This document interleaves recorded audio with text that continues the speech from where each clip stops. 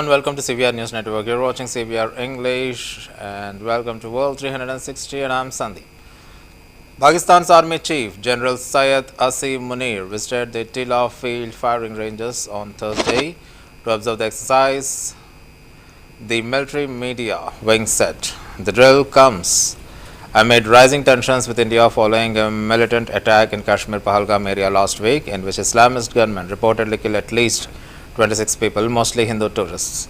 Indian officials said that attackers included two Pakistani nationals and labeled them as terrorists. Pakistan has denied involvement and called for an independent probe. India's Navy has also announced that upcoming firing drills in the Arabian Sea of Maharashtra and Gujarat, the latter of which borders Pakistan.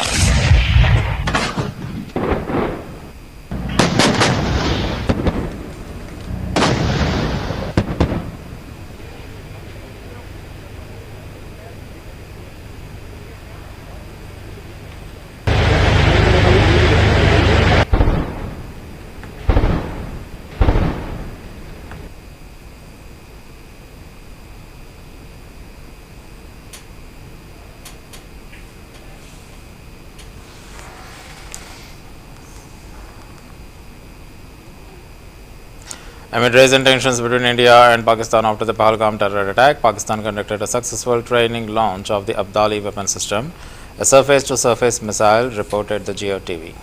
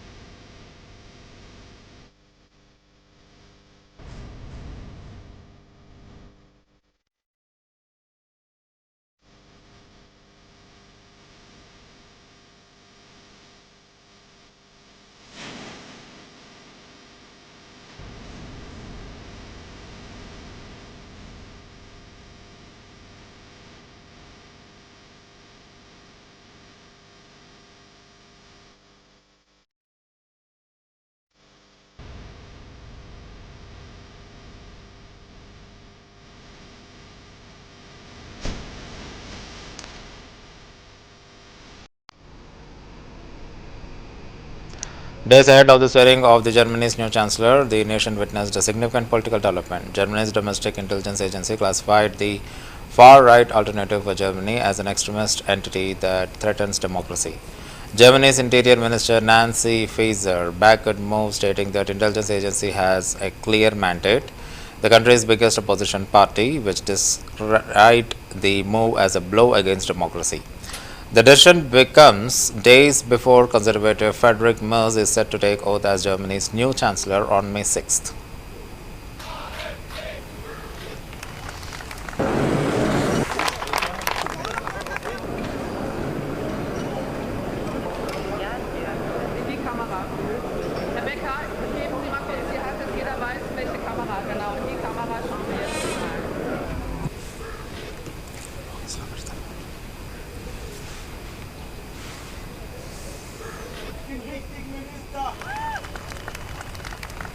Diese Schwerpunktsetzung unsere Demokratie zu schützen und dabei arbeitet es eigenständig.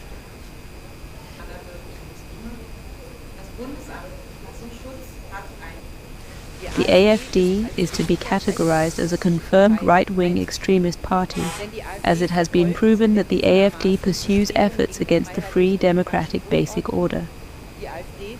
The AfD represents an ethnic concept that discriminates against entire population groups. Citizens with a history of migration are treated as second-class Germans. This clearly contradicts the guarantee of human dignity in Article 1 of the Constitution. Their nationalist attitude is reflected in racist statements, especially against immigrants and Muslims.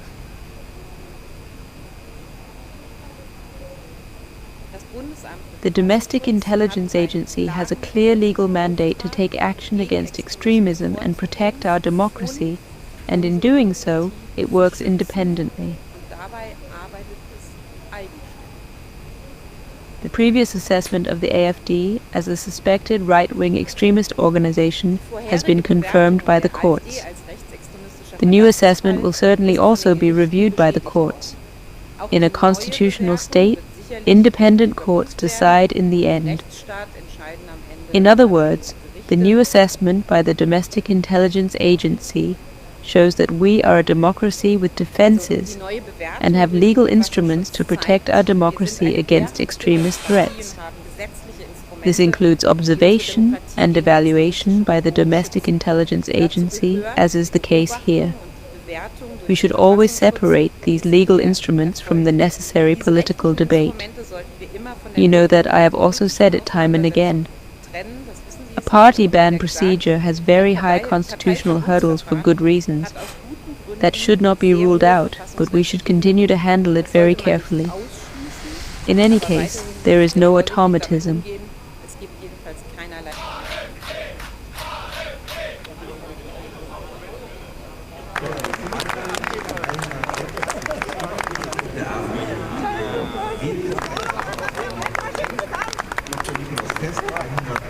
Es müssen nicht 28 sein, sondern Tausende!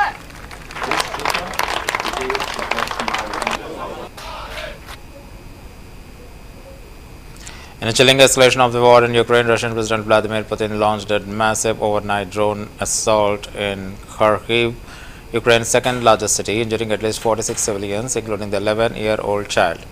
The attack, which struck 12 locations across the 4 central districts, ignited fires in high-rise apartment blocks and destroyed civilian homes.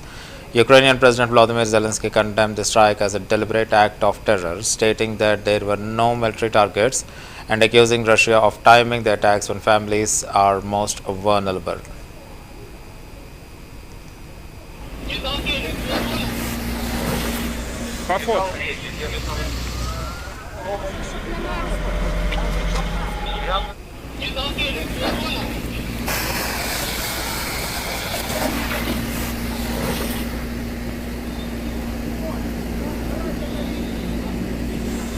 Пофоткай, я видел.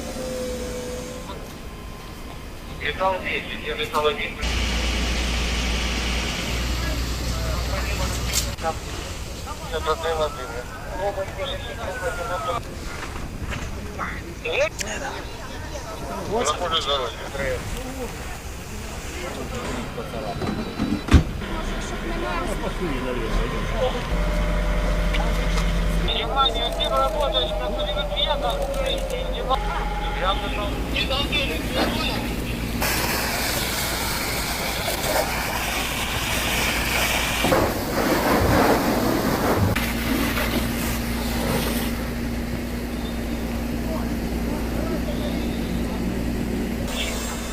Пофоткай, я видел.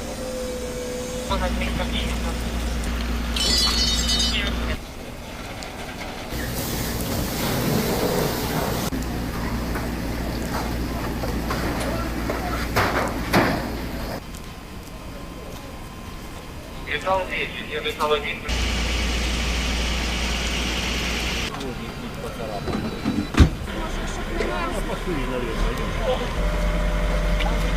Внимание, все работающие на суверенитетах, я металл 3. По машинам.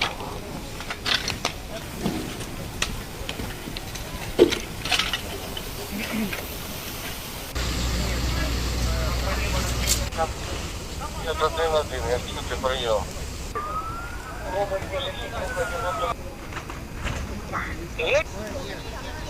Проходит дороги.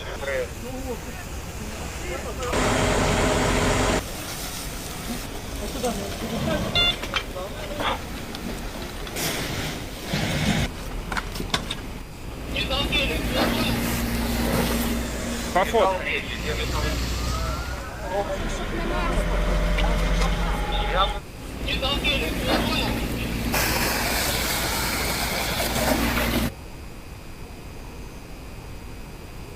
Reform UK won the Runcorn and Helsby by-election by 6 votes in an extremely narrow victory that served as a major blow to Prime Minister Keir Starmer.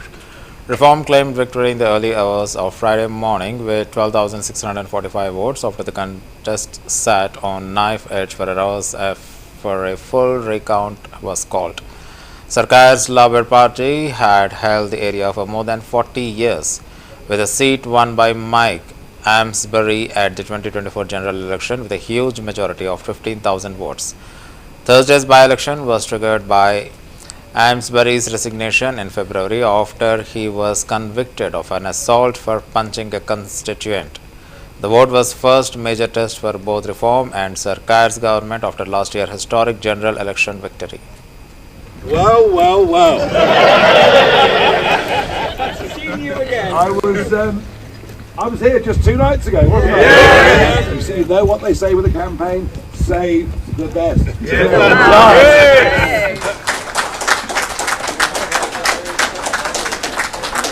Sarah Joanne Pochin, Reform UK, 12,645. The people of Runcorn and Helsby have spoken. Enough is enough. Enough Tory failure, enough Labour lies. And I do hereby declare that the said Andrea Marie Jenkins is duly elected as Mayor to the Greater Lincolnshire Combined County Authority. I just have to thank now everyone that put their trust and support in me, everyone that voted for me. I promise you I won't let you down, I'll do the best by the people.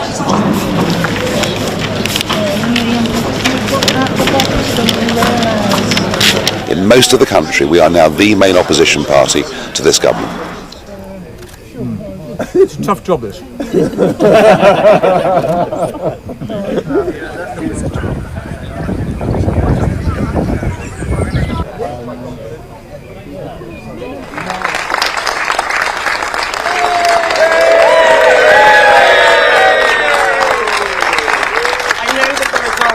The country are pretty mixed. We've seen lots of disappointing results. What I saw everywhere I campaigned was that people are fed up with the Labour government. They were angry about winter fuel payments. They were angry about the jobs tax, but they are still not yet ready to trust us. We have a big job to do to rebuild trust with the public. That's the job that the Conservative Party has given me, and I'm going to make sure that we get ourselves back to the place where we are seen as the credible alternative. Well, well, well. Seeing you again. I was here just 2 nights ago, wasn't I? Yeah. You know what they say with the campaign? Save the best.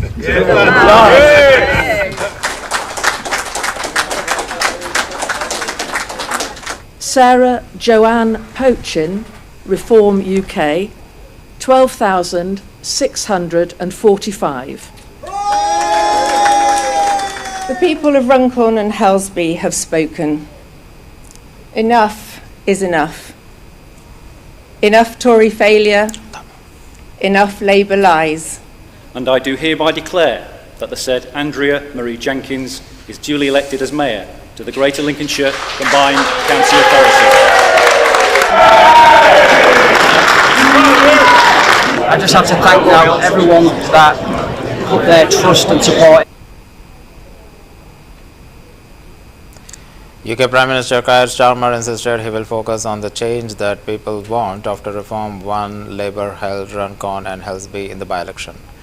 Nigel Farage's party set a new record for the smallest majority at a parliament by-election since the end of the Second World War. MP Sarah Pochin's narrow victory saw Reform take a constituency which Labour won with a majority of almost 14,700, less than 12 months ago. So in Runcorn, you lost one of your safest seats by just 6 votes. Surely this is a sign that voters aren't convinced by what this government's offering. Many Prime Ministers respond to this by saying oppositions always do well in these sorts of by-elections, or it was very close, and it was very close. All of that is perfectly true. But my response is to say, I get it. We were elected into government at the general election last year to deliver change. We've started that work. Waiting lists are coming down, wages are going up, interest rates are down. That's all good for working people. But the message I take out of these results is that we need to go further and faster with change. People need to see and feel that change. That chimes with what I've been saying for a number of weeks. We're going to double down on that now, deliver the change that people need. So that's my response. Yes, it was close, but actually let's focus on what really matters here, which is delivering the change that people want even faster and going even further. But your own mayor in Doncaster openly criticised your policies in her acceptance speech. That's a pretty damning commentary on your leadership, isn't it? Well, Ros is a great mayor. She's done a great job up in Doncaster, and she'll be doing a great job, and I'm really pleased to see her return. And we've been working with her. Only just a few weeks ago I was stood alongside her saying we were reopening Doncaster Airport, which I know is hugely important in Doncaster. Yes, it's true we had to take tough but right decisions in the budget, but it's only because we took those decisions that we've been able to deliver the extra waiting lists coming down, those places dropping, wages going up, etc. And of course pensions going up this month, £470, because we're committed to the triple lot. So that's why we took those decisions. But I take out of these elections that we've got to deliver that change that we've promised even quicker, and we've got to go even further. And just quickly, have you underestimated Reform? Look, Reform have a very different agenda to this government. Reform want to charge to use the NHS. That will never happen under a Labour government. We're clear we stand with Ukraine. Reform fawn over Putin. We're clear that we want to deliver more rights for working people in their workplace.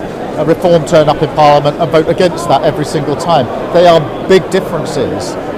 So I'm not taking away from the result. I know from that we've got to go further and faster. There's some big fundamental value differences. President Donald Trump joked that he was in trouble with wife Melania after he broke out a new invitation about the transgender athlete inclusion.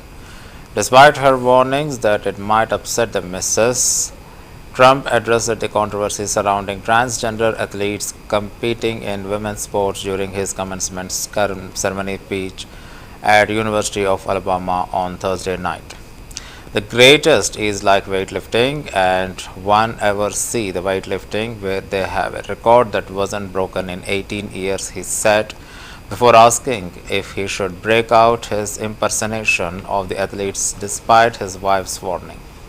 You ever see the weightlifting where they have a record that wasn't broken in 18 years? And they have, should I imitate it? You know, my wife gets very upset when I do this. She said, darling, it's not presidential. I said, yeah, but people like it. Should I do it or not?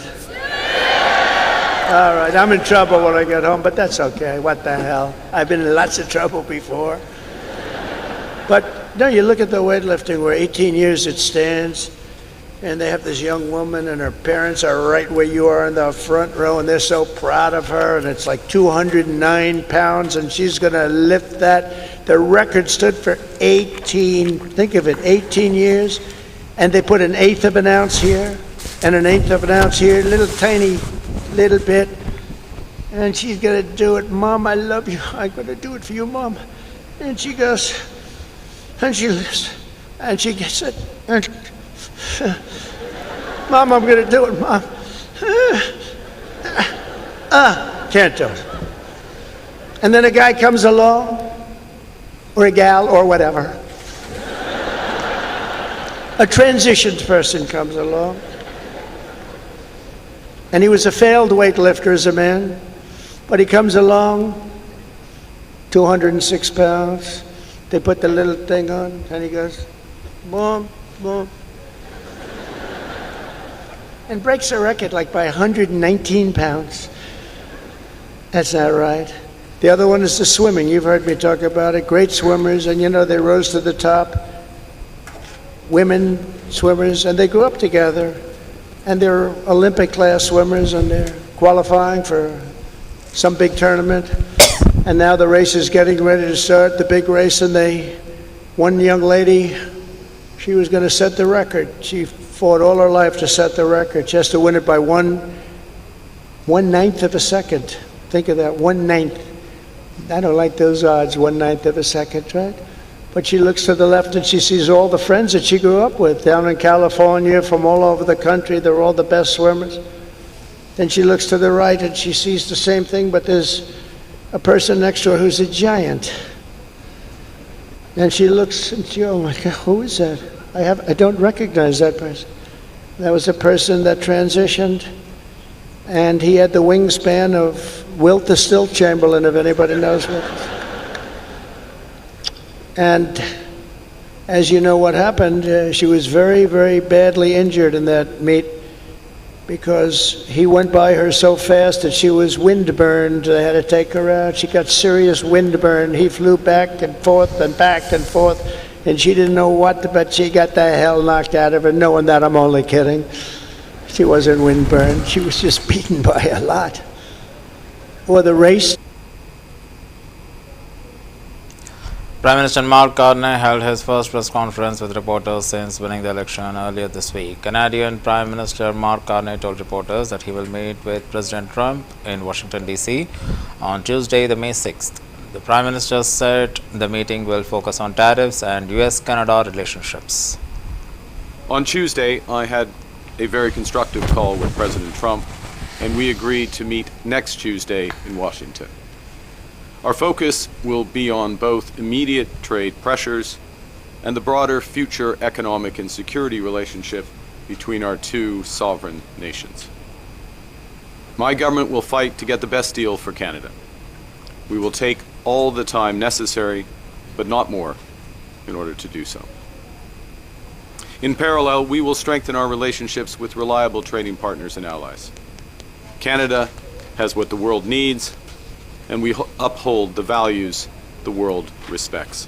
What specifically do you want to get out of your first in-person meeting with President Trump, and will you be focused on trying to get the tariffs lifted? Thank you for the question. For the first meeting, as I mentioned in my remarks, and the President and I discussed when we had our constructive call, there are two sets of issues. There are the immediate tariffs, both sectoral and so-called reciprocal and fentanyl tariffs, and then there is the broader relationship. So addressing both sets of issues, we'll see how that progress goes. It's important to get engaged immediately, which has always been my intention, has always been his intention, and I'm pleased to have the opportunity for quite a comprehensive set of meetings that will take place on Tuesday. How do you avoid an Oval Office ambush like we saw happen to President Zelensky? Look, I go there with the expectation of constructive, difficult, but constructive discussions. That's the spirit of the conversations that the President and I had. You go to these meetings well prepared, understanding the objectives of your counterpart, and always acting in the best interest of Canada, and we'll go from there. In your second call with the President, did Mr. Trump outright say or insinuate at any point that Canada should become the 51st state? He did not. All right. We've heard Mr. Trump on April 23rd and his surrogates throughout the final days of the campaign reiterate the idea that they believe Canada should become the 51st state. On the campaign trail, you said on multiple occasions that respect for Canada would be one of the key things in terms of having a meeting with him. Do you think over the past few days we have seen respect for Canada from the Trump administration? Look, it's always important to distinguish want from reality. La volonté et la réalité, right?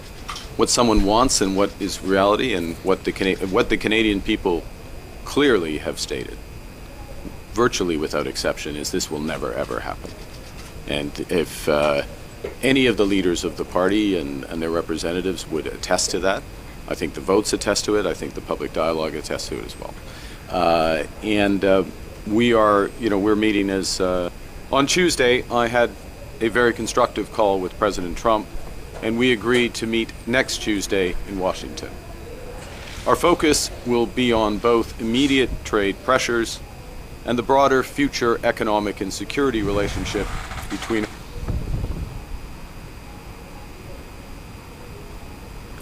Vatican workers have installed a simple stove on the Sistine Chapel where the ballots will be burned during the upcoming conclave to elect a new pope. The Holy See released footage Saturday of the preparations for the May 7th conclave, which include installing the stove and a false floor in the fire-scored Sistine Chapel to make it even.